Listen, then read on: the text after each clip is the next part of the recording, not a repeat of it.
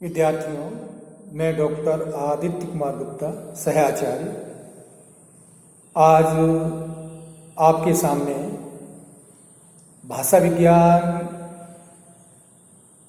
के प्रश्न पत्र के अंतर्गत आपके पाठ्यक्रम में निर्धारित भाषा के विविध रूपों पर चर्चा करूंगा।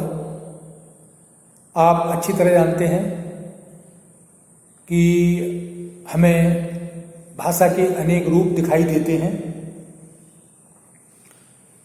भाषा की परिभाषा के अंतर्गत आपने ये पढ़ा था कि भाषाविदों ने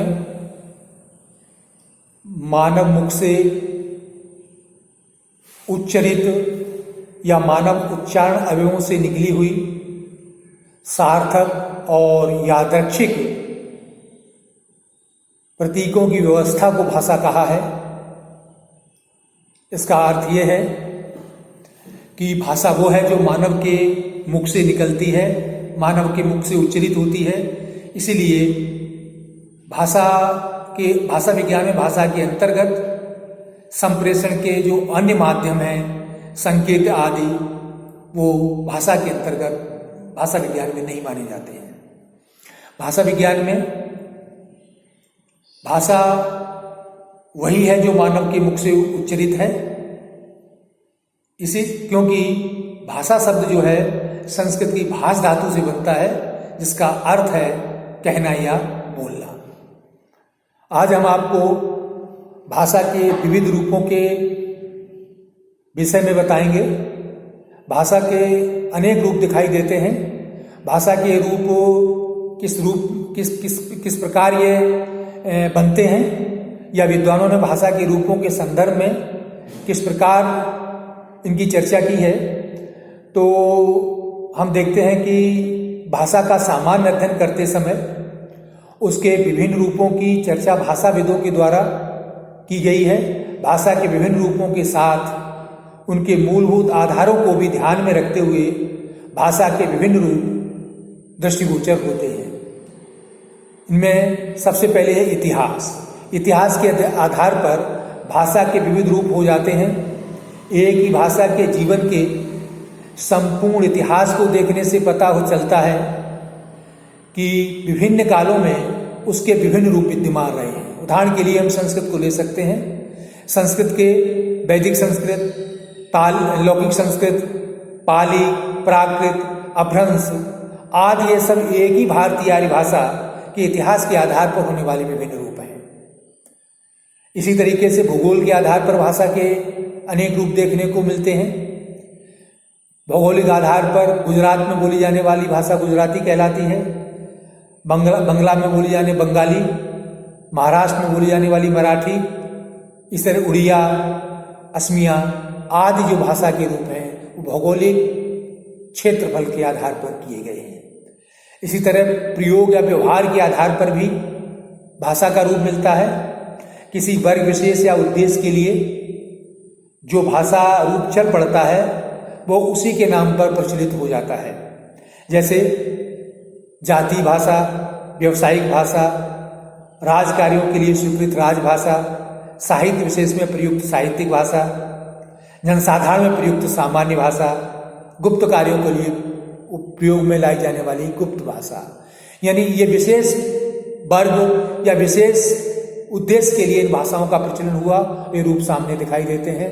आप देखते हैं कि शिक्षित वर्ग की भाषा अलग होती है, जनसामान्य की भाषा अलग होती है, और व्यवसाय में भी विशेष व्यवसाय से संबंधित सब्जी वालों की भाषा अलग मिलेगी, आदि आदि। साधु और असाधुता के आधार पर, यानी कुछ भाषा इस आधार पर भी भाषा के रूप मिलते हैं। ये शुद्ध भाषा है, ये अशुद्ध भाषा है, ये परिनिष्ठ भाषा है, ये टकसाली भाषा है, आदर्श भाषा है। प्रचलन के आधार पर कुछ भाषाएं ऐसी हैं जो जीवित हैं, कुछ भाषाएं मृत हो चुकी हैं, यानी समय के साथ साथ पहले बोली जाती थी, आज नहीं बोली जा रही हैं। बहुत सी भाषाएं ऐसी हैं, भाषा वैज्ञानिकों के अनुसार लगभग 600 से ऊपर भाषाएं ऐसी हैं जो मृत हो चुकी हैं, अर्थात जो आज नहीं बोली जाती हैं। इसी प्रकार से निर्मित के आधार पर कभी कभी पढ़े लिखे लोग विशेष प्रयोजन से किसी भाषा का निर्माण कर लेते हैं वो कृत्रिम भाषा कहलाती है, जानबूझकर निर्माण किया जाता है। जैसे एस्पेरेंतो कृत्रिम भाषा के अंतर्गत आती है। उपर्युक्त आधारों के अतिरिक्त अन्य अनेक आधारों पर भी भाषा के रूप दृष्टिगोचर होते हैं। उनमें से कुछ भाषा के रूप ये हैं। मूल भाषा, ये आप अच्छी तरह जानते हैं कि जिस प्रकार सृष्टि का विकास मनु से माना जाता है, उसी प्रकार भाषा वैज्ञानिकों ने ये कल्पना की है, ये स्वीकार किया है कि प्रारंभ में कोई न कोई एक भाषा मूल रही होगी और उससे आगे चलकर अन्य भाषाओं का विकास हुआ। उदाहरण के लिए आधुनिक भारतीय आर्य भाषाओं की मूल भाषा है भारोपी भाषा, अर्थात मूल भारोपी भाषा, फिर उससे भारोपी भाषाएं, फिर हिंद ईरानी भाषाएं, फिर वैदिक, संस्कृत, पाली, प्राकृत, अपभ्रंश और आधुनिक भारतीय आर्य भाषाएं। तो ये सब ये भाषा वैज्ञानिक मानते हैं कि एक मूल भाषा रही है और उन भाषाओं से इन सबका धीरे धीरे समय के साथ साथ विकास होता गया है। फिर मूल भाषा के बाद फिर एक भाषा का रूप मिलता है भाषा। आप जानते हैं दुनिया में अनेकों भाषाएं बोली जाती हैं, अंग्रेजी, हिंदी, उर्दू, फारसी, फ्रेंच, जर्मन, रूसी और भी अनेक भाषाएं हैं। ये सब भाषाएं प्रचलन में है, बोली जाती हैं। विश्व में जब किसी जनसमूह का महत्व किसी भी कारण से बढ़ जाता है तो उसकी बोलचाल की बोली भाषा कही जाने लगती है, अन्यथा वो बोली ही बनी रहती है। प्रत्येक भाषा पहले बोली रही होती है। तो दूसरा रूप भाषा का है भाषा। भाषा के पश्चात विभाषा। विभाषा का तात्पर्य है कि जो किसी विशेष प्रांत में बोली जाती है, क्षेत्र में बोली जाती है। डॉक्टर श्याम सुंदर दास ने बताया है, एक प्रांत अथवा उपप्रांत की बोलचाल अथवा साहित्यिक रचना की भाषा विभाषा कहलाती है। जैसे हिंदी भाषा है, उसकी 5 भाषाएं या विभाषाएं हैं: पश्चिमी हिंदी, पूर्वी हिंदी, राजस्थानी, पहाड़ी आदि। ये विभाषाएं हैं। विभाषा के बाद अगला भाषा का एक रूप आता है बोली। बोली के लिए अंग्रेजी में डायलेक्ट शब्द का प्रयोग किया जाता है। बोली किसी एक क्षेत्र विशेष में बोली जाती है। एक भाषा की कई बोलियां होती हैं। बोली का क्षेत्र विस्तृत होता है, भाषा का क्षेत्र विस्तृत होता है और बोली का अपेक्षाकृत कम होता है। एक भाषा में कई बोलियां होती हैं, जैसे हिंदी है, हिंदी की कई बोलियां हैं: ब्रज, अवधी, खड़ी बोली जो आज राष्ट्रभाषा के रूप में है, कौरवी, बघेली, अवधी आदि आदि।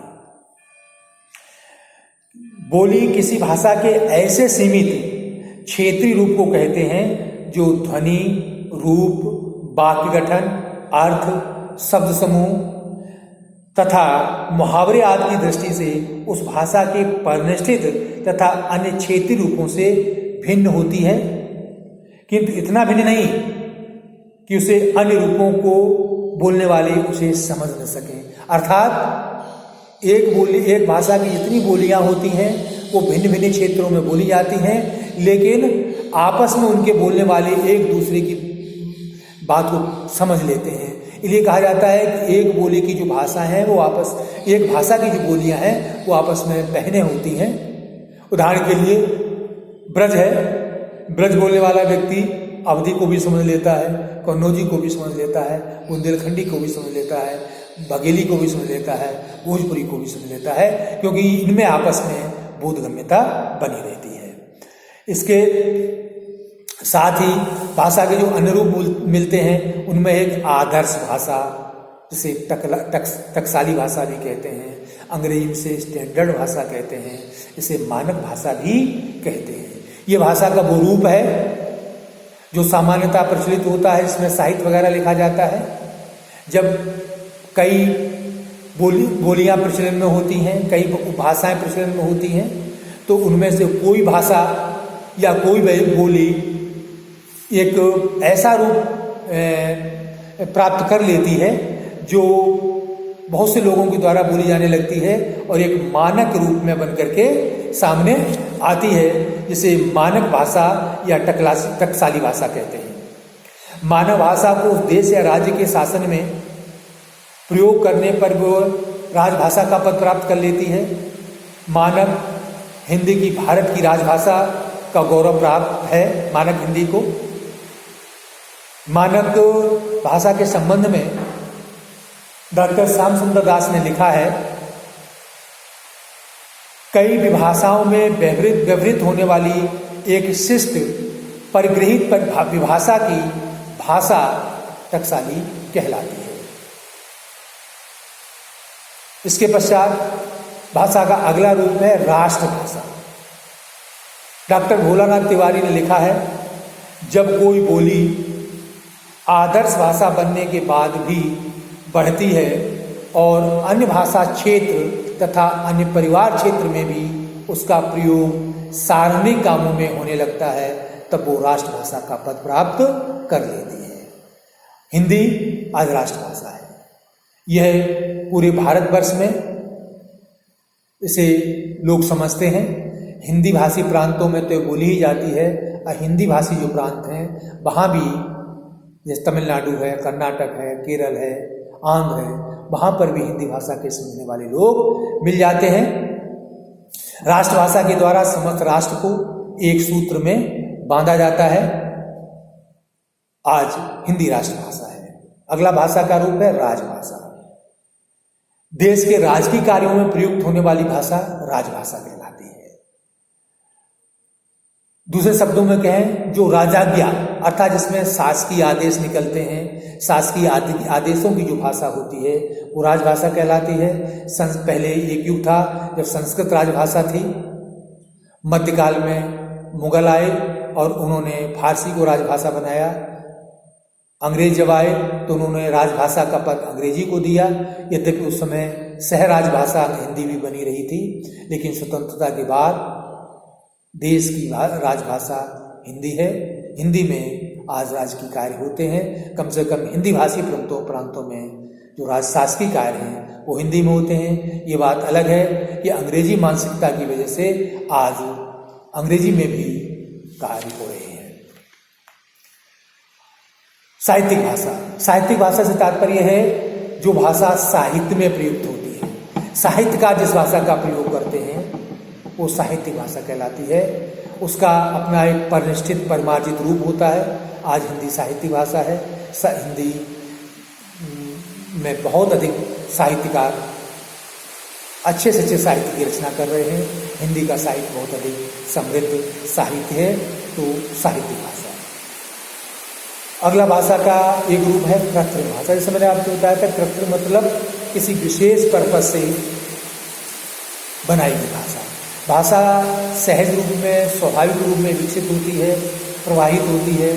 कई बार बहुत पढ़े लिखे लोग अपने विशेष उपयोग के लिए कृत्रिम भाषा का निर्माण कर लेते हैं, जैसे एस्पेरेंटो भाषा। लेकिन इस प्रकार की भाषाएं समाज द्वारा स्वीकृत नहीं होती हैं, क्योंकि स्वीकृत तभी होती हैं जब समाज को अपना लेता है, और जब तक समाज अपनाता नहीं तब तक वो प्रचलन में नहीं आते हैं। लेकिन कृत्रिम भाषा आज प्रचलन में नहीं है। अगला रूप है संपर्क भाषा। संपर्क भाषा से तात्पर्य है कि जिस भाषा के द्वारा हम संपर्क स्थापित करते हैं, एक दूसरे से बातचीत करते हैं,